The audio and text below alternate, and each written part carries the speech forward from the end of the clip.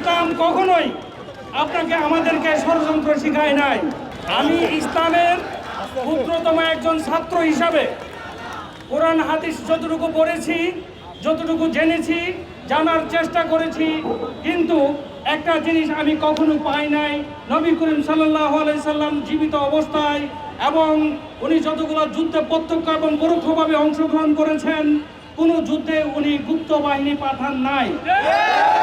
উহুদের যুদ্ধ করেছেন, বদরের যুদ্ধ করেছেন, কখনোই উনি কখনো মুসলমানকে বলে নাই যে তুমি ইহুদি সেজে ইহুদির কাছ থেকে ইনফরমেশন এনে আমাদেরকে দাও, আমরা সেই যুদ্ধ জয় লাভ করব। আপনারা কখনো দেখেছেন? সেটা কখনো হয় নাই। বসুন্ধরা ডায়াপেন্ট এখন আরো উন্নত।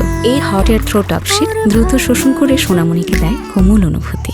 তাহলে এই যে গুপ্ত জিনিসটা, এটা একটা অন ইসলামিক কার্যকলাপ। আর ইসলামের দৃষ্টিতে কখনোই ষড়যন্ত্র আপনার বৈধ উপায় হতে পারে না।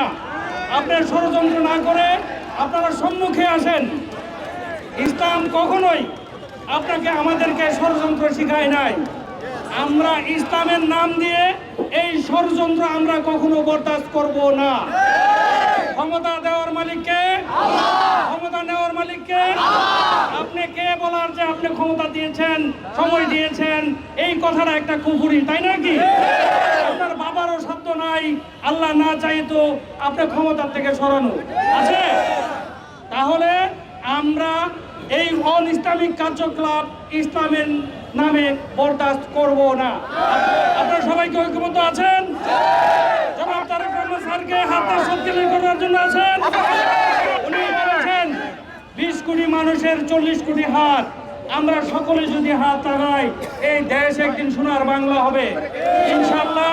আমার দৃঢ় বিশ্বাস এই জাতীয়তাবাদী যুবদলের প্রত্যেকটা নেতাকর্মী যেরকম 17 বছর অতন্ত্র প্রহরী হিসেবে ছিল, আগামীতেও তারা অতন্ত্র প্রহরী হিসেবে থাকবে।